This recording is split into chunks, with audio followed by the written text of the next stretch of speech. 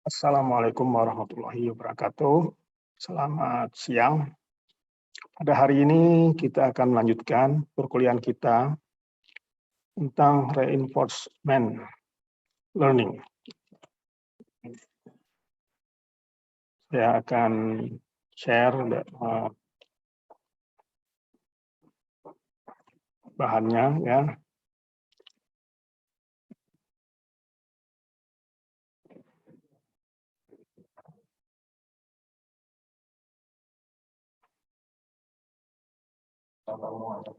Oke, sudah kelihatan ya. Hari ini kita akan membahas ya beberapa topik tentang reinforcement learning atau pembelajaran penguatan ya.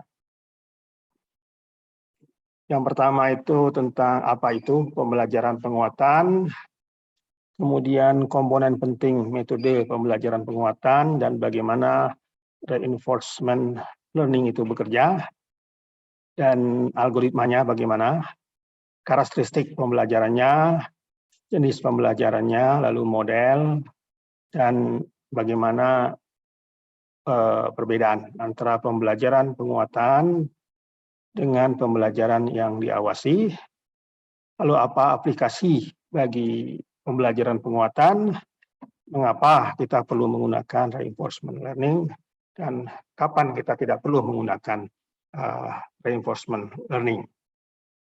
Oke, kita masuk dahulu kepada bagian apa itu pembelajaran penguatan. Ya. Jadi pembelajaran penguatan ini bagian daripada machine learning, ya, yang sudah kita bahas di minggu-minggu sebelumnya. Ya. Dia adalah metode machine learning yang berkaitan dengan bagaimana agen perangkat lunak harus mengambil tindakan di lingkungan. Pembelajaran penguatan adalah bagian dari metode pembelajaran mendalam ya atau deep learning ya yang membantu Anda memaksimalkan sebagian dari dia kumulatif ya yang muncul. Jadi metode ini bagian daripada metode pembelajaran saraf tiruan yang sudah kita bahas ya. Ini akan membantu kita mempelajari cara mencapai tujuan yang kompleks atau memaksimalkan dimensi tertentu melalui banyak langkah. Jadi reinforcement learning didefinisikan sebagai metode machine learning ya, seperti di skema di sini ya. Jadi dia ada namanya lingkungan, ada agen, lalu ada state ya, keadaan, dan ada action. Lalu kalau misalkan dia berhasil, ada reward pada agen tersebut ya. Nah, beberapa istilah yang perlu dibahas di sini adalah ya komponen pentingnya ya. Yang pertama agen. Ini adalah entitas yang diasumsikan yang melakukan tindakan di lingkungan untuk mendapatkan beberapa imbalan ya atau reward. Kemudian lingkungan ya, yang E ya, skenario yang harus dihadapi agen. Kemudian reward adalah pengembalian langsung yang diberikan kepada agen saat dia melakukan tindakan atau tugas tertentu. Lalu state ya, state mengacu pada situasi saat ini yang ditampilkan oleh lingkungan. Kemudian polisi atau PI ya, ini adalah suatu strategi yang diterapkan oleh agen untuk memutuskan tindakan selanjutnya berdasarkan keadaan saat ini. Lalu nilai atau value yaitu mengembalikan jangka panjang yang diharapkan dengan diskon dibandingkan dengan imbalan jangka pendek. Lalu ada fungsi nilai adalah menentukan nilai status yang merupakan jumlah total hadiah. Ini adalah agen yang harus diharapkan mulai ya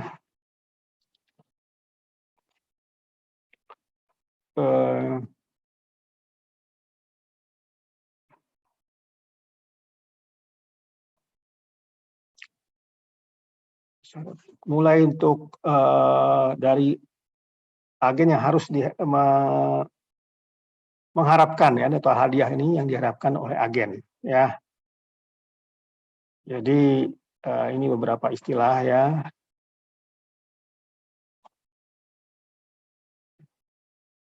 Kemudian ya ada istilah lain yaitu model lingkungan. Ini meniru perilaku lingkungan ya, lingkungan yang ada di sekitar kita. Ini membantu Anda untuk membuat kesimpulan yang akan dibuat dan juga menentukan bagaimana lingkungan akan berperilaku. Metode berbasis model. Ini adalah metode untuk memecahkan masalah pembelajaran penguatan yang menggunakan metode berbasis model. Lalu nilai key atau tindakan key ya. Nilai key sangat mirip dengan nilai ya atau value ya. Satu-satunya perbedaan antara keduanya adalah dibutuhkan parameter tambahan sebagai tindakan saat ini.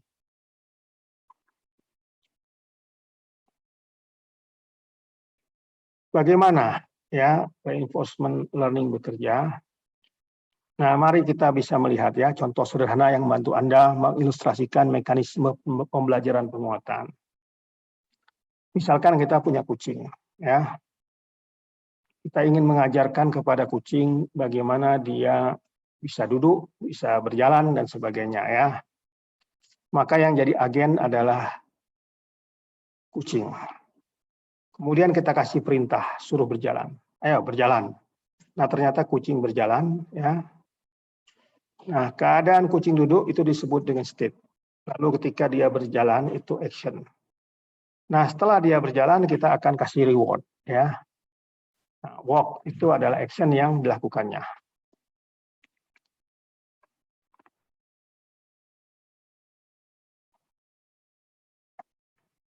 Nah, jadi karena kucing itu tidak mengerti bahasa Inggris atau bahasa manusia lainnya,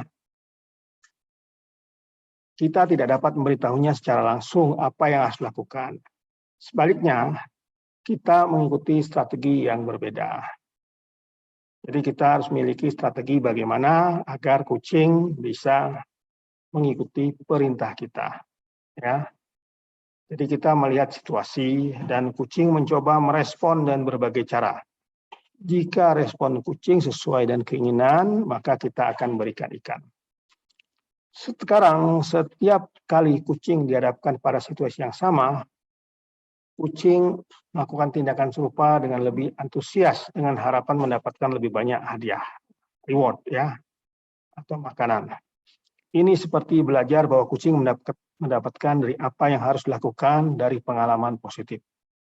Pada saat yang sama, kucing juga belajar apa yang tidak boleh dilakukan saat menghadapi pengalaman negatif. Jadi selain reward juga ada punishment, ya, dia akan dihukum, ya. Nah, pada kasus kucing kita, jadi kucing yang kita miliki adalah agen yang terpapar dengan kondisi lingkungan karena dia berada di lingkungan, ya, bisa lingkungan rumah, bisa di halaman, ya.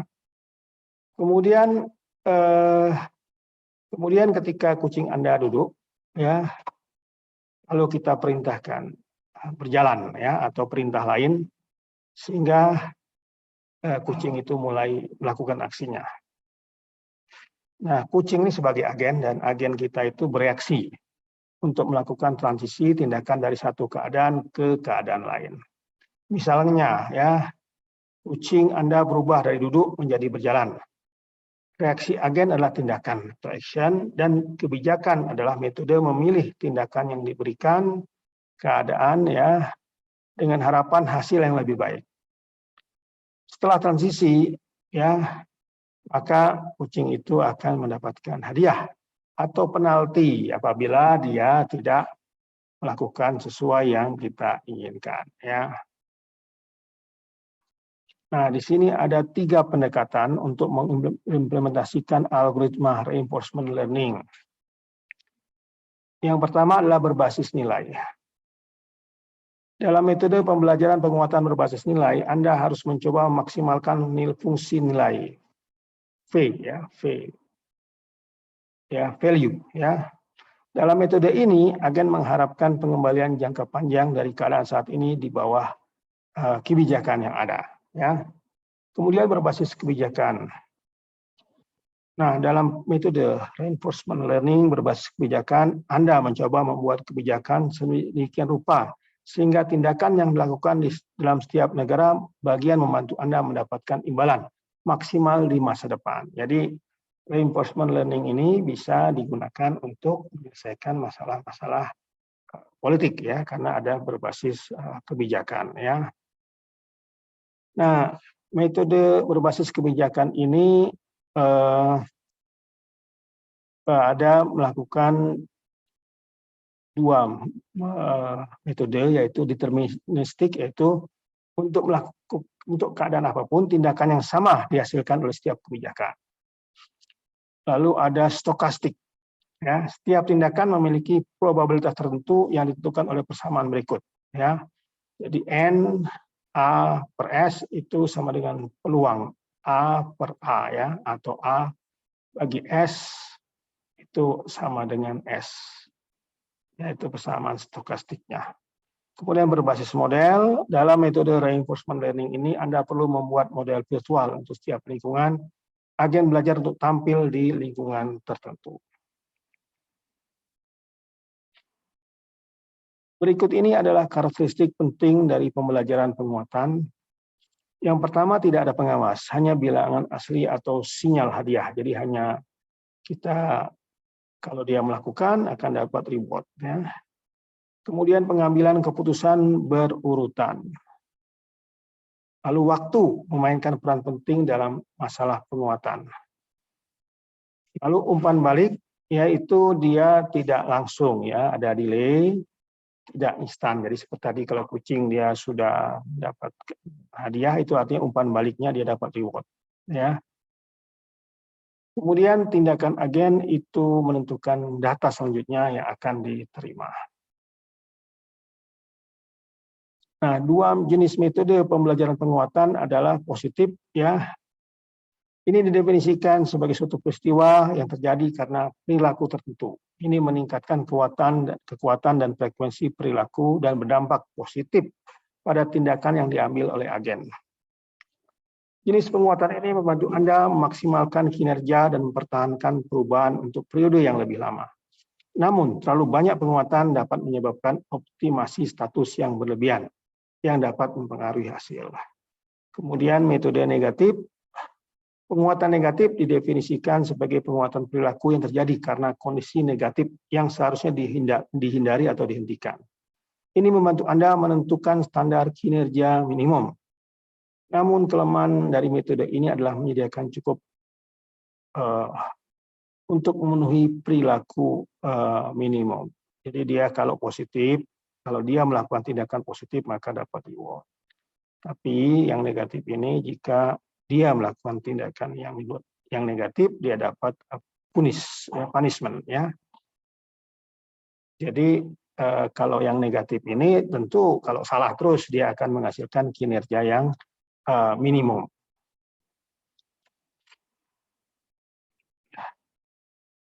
Jadi ada dua model pembelajaran penting dalam pembelajaran penguatan. Yang pertama adalah proses keputusan Markov, yang kedua pembelajaran Key. Nah, untuk proses keputusan Markov, ya, parameter berikut digunakan untuk mendapatkan solusi. Set tindakan A, himpunan keadaan S, ya, state, hadiah itu reward, kebijakan itu N, dan nilai itu value. Nah, dalam pembelajaran metode Markov, ya, pendekatan matematis untuk memetakan solusi dalam pelajaran penguatan adalah reinforcement, ya, sebagai Markov Decision Process atau MDP, di mana bentuknya adalah sebagai berikut. Jadi dari lingkungan, pertama dari agen jika melakukan tindakan, dia akan mendapatkan reward dan dia akan berubah kondisi state-nya. Ya. Nah, yang kedua adalah metode Key. Pembelajaran Key adalah metode pemberian informasi berbasis nilai untuk menginformasikan tindakan mana yang harus diambil agen. Mari kita pahami metode ini sebagai contoh. Ada 5 kamar di sebuah bangunan yang dihubungkan oleh pintu. Setiap kamar diberi nomor 0 sampai 4. Kemudian bagian luar gedung bisa menjadi satu area luar yang besar. Ya, jadi ada 5 ruangan. Pintu nomor 1 dan 4 mengarah ke gedung dari kamar 5. Nah, seperti ini ya. Jadi satu gedung ada 5 kamar ya, 1, 2, 3, 4, dan ini 0 ya. Ya, dari 0 sampai 4 ya, ada 5 kamar. Kemudian gedung ini sendiri merupakan kamar juga, nomor 5. Nah, dari setiap kamar itu kita kasih interaksi. Kamar 0 itu bisa berinteraksi dengan kamar 4. Kemudian kamar 4 juga bisa berinteraksi dengan kamar 5 ya, sesuai pintu yang ada di sebelah kiri. Kamar 2 itu bisa berinteraksi ke kamar 3 tapi tidak bisa berinteraksi ke kamar 5. Ya. Kamar 3 bisa berinteraksi ke kamar 1 dan kamar 4. Kemudian kamar 1 bisa berinteraksi ke kamar 5 ya. Kemudian kamar 5 dia bisa berinteraksi pada dirinya sendiri dan kepada kamar 4 dan 1 ya. Nah, ini adalah model berbasis key ya. Nah, kemudian ini kita perlu mengaitkan nilai hadiah ke setiap pintu. Ya. Pintu yang mengarah langsung ke gawang ya memiliki hadiah 100. Pintu yang tidak terhubung langsung ke ruang target pemberian hadiah 0. Kemudian karena pintunya 2 arah dan 2 panah ditetapkan untuk setiap ruangan, setiap panah dan gambar di atas berisi nilai hadiah instan ya. Nah, di dalam gambar tersebut kita bisa melihat bahwa ruangan itu mewakili suatu keadaan. Pergerakan agen dari satu ruangan ke ruangan lain mewakili suatu tindakan. Pada gambar yang diberikan tersebut, keadaan digambarkan sebagai simpul, sedangkan panah menunjukkan tindakan. Jadi misalkan seorang agen melintasi dari kamar 2 ke kamar 5. Ya, kita lihat ya kamarnya. Ini kamar 2 ke kamar 5, tentu dia harus ke 3 dulu, ke 1 baru ke 5, atau 2 ke 3 ke 4 baru ke 5 ya. Maka dari 2 dia pilih yang ketiga ya. Nah, ketiga dia kena langsung, dia tidak ada reward ya, 0 ya. Kemudian dari 3 ke 1 juga tidak ada reward. Nah, tapi kalau dia dari 1 itu ke 5 ya, karena mencapai goal, maka dia akan mendapatkan poin 100 ya. Jadi keadaan awal adalah keadaan 2, keadaan 2 berubah ke keadaan 3, kemudian keadaan 3 berubah ke keadaan dia bisa ke 4 ya, bisa juga ke 1 ya. Kemudian dari keadaan 4 dia bisa ke 5, bisa ke 0, bisa juga ke 3. Jadi semua kemungkinan harus kita tulis dan kita tulis nilainya. Kemudian dari keadaan 1 itu bisa ke keadaan 5, bisa juga kembali ke 3. Kemudian ke status yang 0 dia bisa ke 4 ya. Jadi hanya 1 kemungkinan ke 4 ya.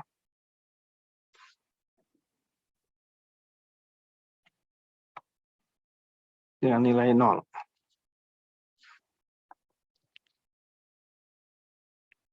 Nah, beberapa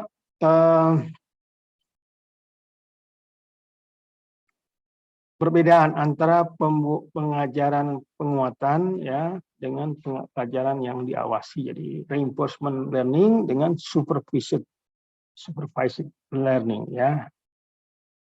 Ini jadi parameternya apa? Bagaimana decision ya, style ya, cara ngambil keputusan. Kalau di reinforcement learning keputusan dilakukan dengan cara berurutan ya, sequential.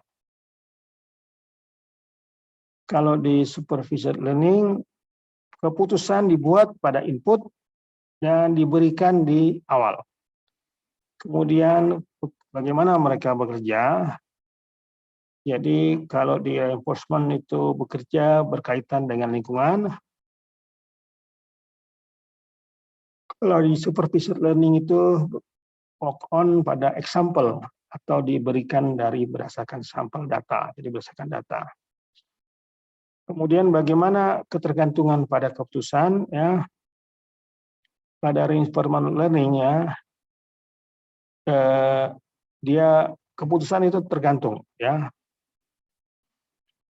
Selanjutnya kita akan diberikan label untuk semua keputusan yang dependen, yang tergantung, ya.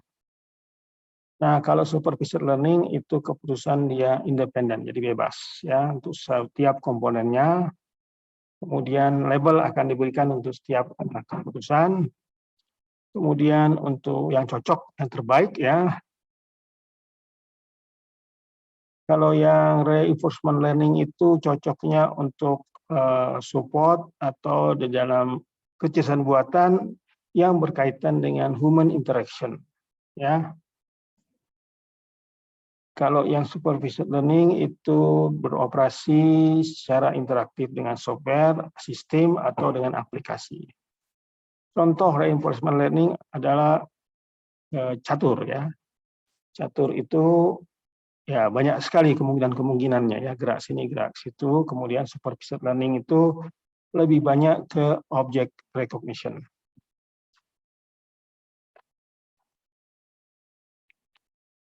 Nah, apa saja aplikasi reinforcement learning itu tadi sudah dijelaskan, salah satunya adalah catur, kemudian robotika, di mana banyak sekali, ya, interaksi dengan robot yang lain, kemudian untuk bisnis, lalu pemrosesan data, lalu untuk membuat sistem pelatihan yang menyediakan instruksi dan materi khusus sesuai dengan kebutuhan siswa, untuk mengontrol pesawat, dan untuk robot.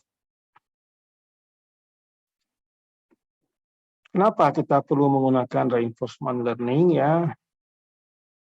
Ini membantu Anda dalam menemukan situasi mana yang membutuhkan tindakan. Membantu Anda menemukan tindakan mana yang menghasilkan hadiah tertinggi selama periode yang lebih lama.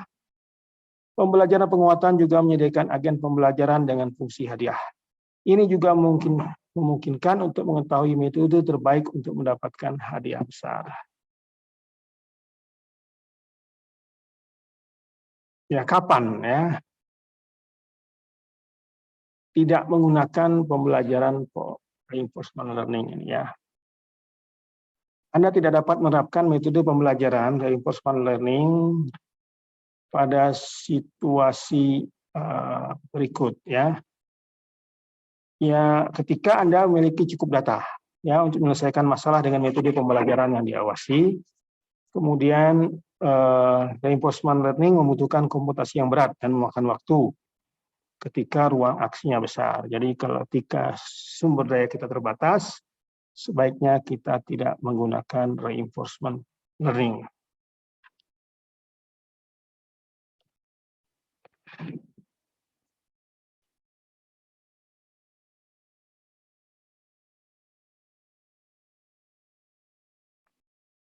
Ya. Oke, kita lanjut. Kemudian kesimpulan, ya, dari pelajaran hari ini, pembelajaran penguatan adalah metode pembelajaran mesin. Di sini akan membantu Anda menemukan tindakan mana yang menghasilkan hadiah tertinggi dan selama periode yang lebih lama. 3 metode pembelajaran penguatan adalah pembelajaran metode berbasis nilai dan pembelajaran berbasis kebijakan dan model. Agen, ya, atau negara, penghargaan lingkungan, fungsi, nilai model lingkungan, metode berbasis adalah beberapa istilah penting yang digunakan dalam metode pembelajaran reinforcement learning. Contoh pembelajaran reinforcement learning adalah kucing. Jadi kucing adalah agen kita, kemudian dia berada dalam lingkungan yang harus kita perintahkan, ya, untuk melakukan tindakan yang kita inginkan. Nah, karakteristik terbesar dari metode reinforcement learning adalah tidak ada supervisi, ya, tidak ada pengawasan, yang ada hanya real atau reward. Kemudian dua jenis pembelajaran penguatan adalah satu positif, dua negatif. Kemudian model pembelajaran yang banyak digunakan adalah model kebutuhan Markov dan pembelajaran Key. Kemudian metode reinforcement learning bekerja pada interaksi dengan lingkungan, sedangkan metode pembelajaran terawasi bekerja pada sampel atau contoh yang diberikan. Kemudian metode pembelajaran penguatan memiliki banyak sekali aplikasi yang bisa digunakan, misalkan dalam bidang robotik dan di bidang bisnis. Nah, kapan kita tidak boleh menggunakan ini? Ketika kita memiliki cukup data untuk menyelesaikan masalah dan ketika sumber daya kita terbatas. Kemudian tantangan terbesar dari metode ini adalah bahwa parameter dapat mengaruhi kecepatan belajar. Ya. Oke, ya. Demikian tadi ya telah kita sama-sama pelajari tentang reinforcement learning. Ya, kita lanjutkan perkuliahan kita minggu depan. Terima kasih. Assalamualaikum warahmatullahi wabarakatuh.